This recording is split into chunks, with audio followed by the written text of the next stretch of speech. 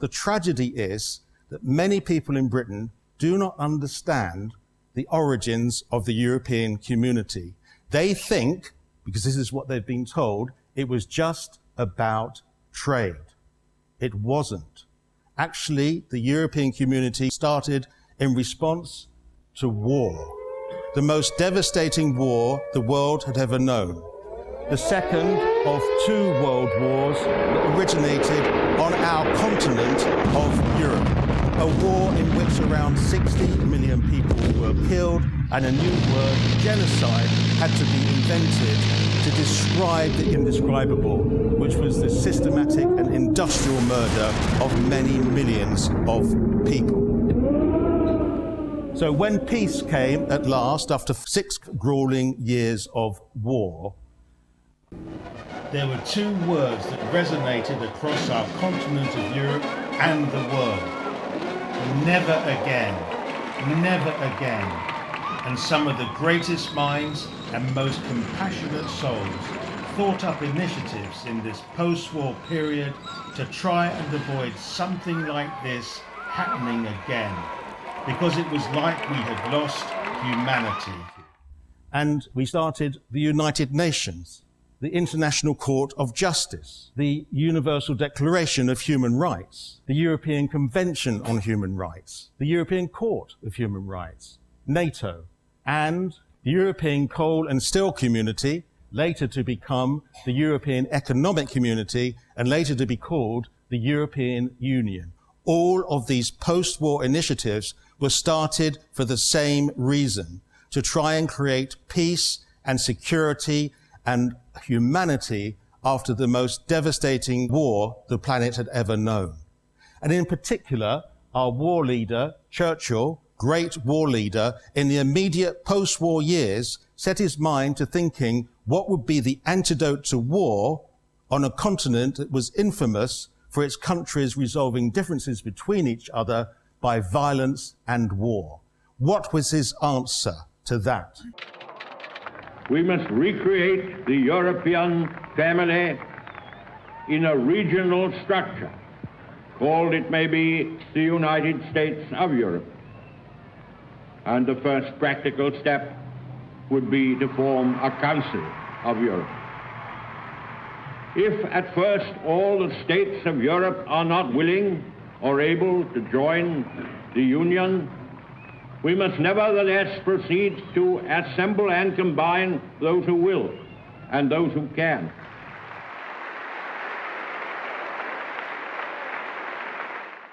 So it was Churchill's idea, among others, to have a union of Europe as a whole. He is recognized as one of the 11 founders of today's European Union.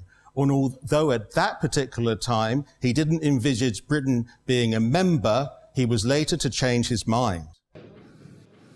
We cannot aim at anything less than the union of Europe as a whole, and we look forward with confidence to the day when that union will be achieved.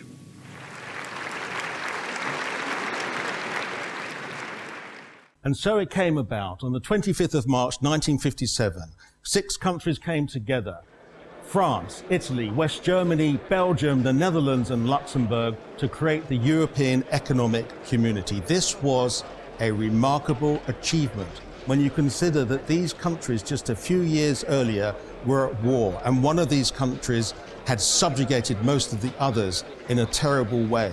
For them to get together so quickly after the Second World War is a big achievement, and the reason they did it was not for trade. Trade was the means, but the goal was peace, peace on our continent. And in 1961, under the Tory premiership of Harold Macmillan, we applied to join the European Community.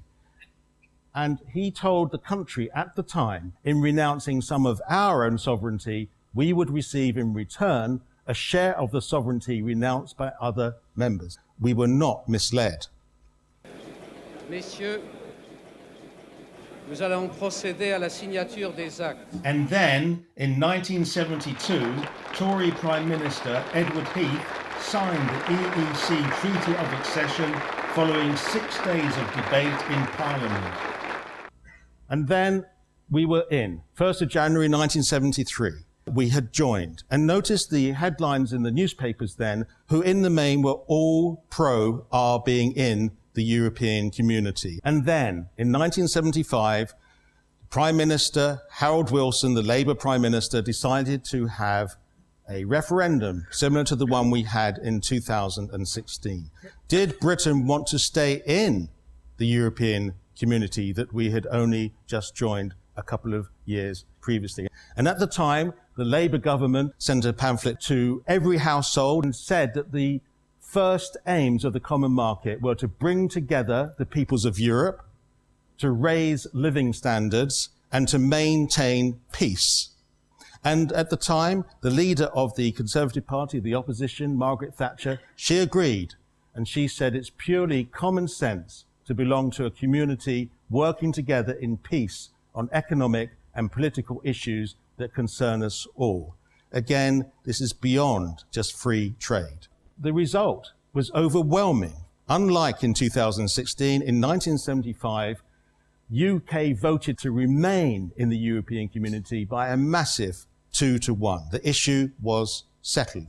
The British people, in clear and unmistakable terms, have made their historic decision that Britain shall remain a member of the European community. Their verdict has been given by a vote and by a majority bigger than that achieved by any government in any general election in the history of our democracy. The European community, now the European Union, has been a remarkable success story. It's grown from its original 6 members to 28, with more wanting to join.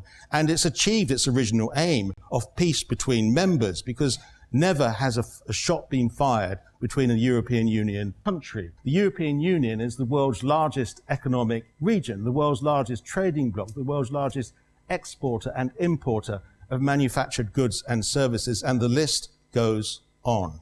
Before we joined the European community, we were known as the sick man of Europe. Our inflation and unemployment was high, and the countries of Europe were doing better than us. We wanted to join for the economic survival of our country because our empire was finished and our commonwealth was severely diminished.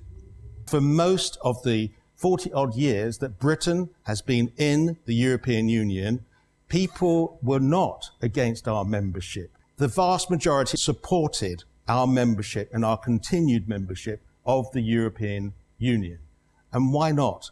It was a success story and Britain was doing well. But following the 2016 referendum, in which a slim margin voted for leave, Britain left the European Union on 31st of January 2020. Maybe one day, Britain will want to rejoin the EU for the same reasons we joined in the first place: peace, prosperity, security, and a say in Europe.